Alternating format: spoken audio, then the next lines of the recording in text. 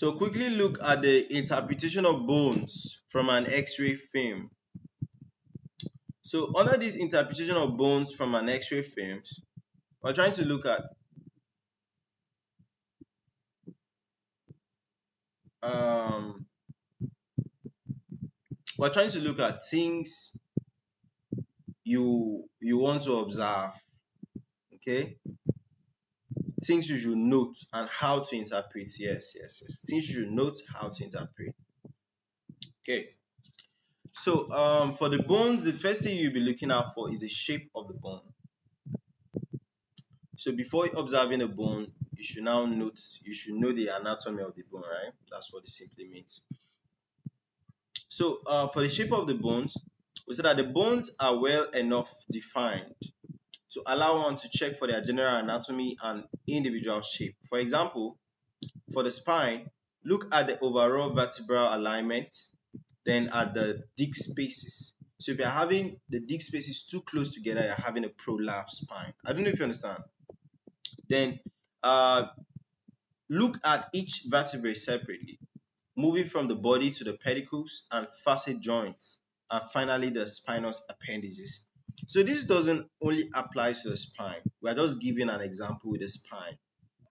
Okay, if I'm observing the humerus, I'll have to observe the head, the body, everything. You understand? Okay. Then for the pelvis, see if the shape is symmetrical with the bones in their normal positions. Then look at the sacrum, the two innominate bones, the pubic rami, and the ischial tuberosity.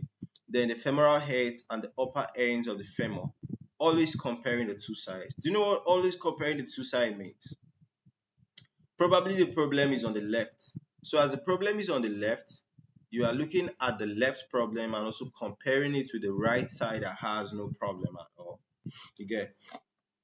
Then also look at generalized change. So take note of what? Changes in the bone density.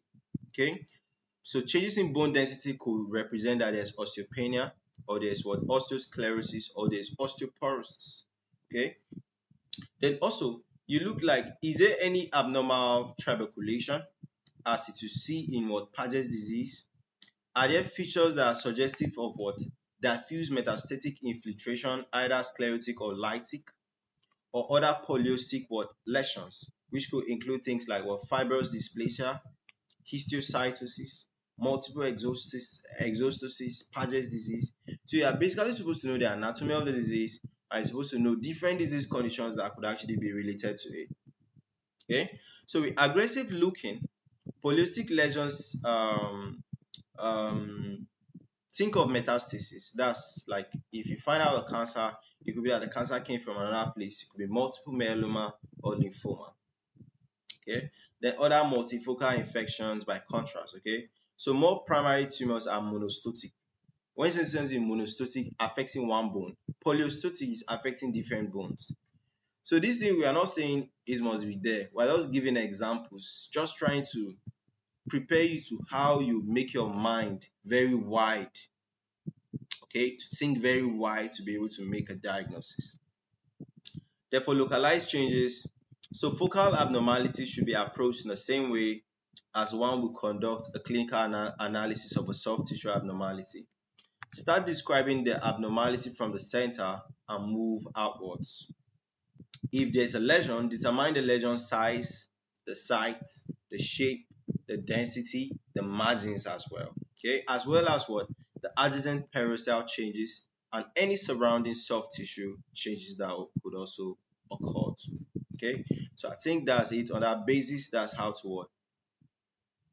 Interpret bones from an X-ray film.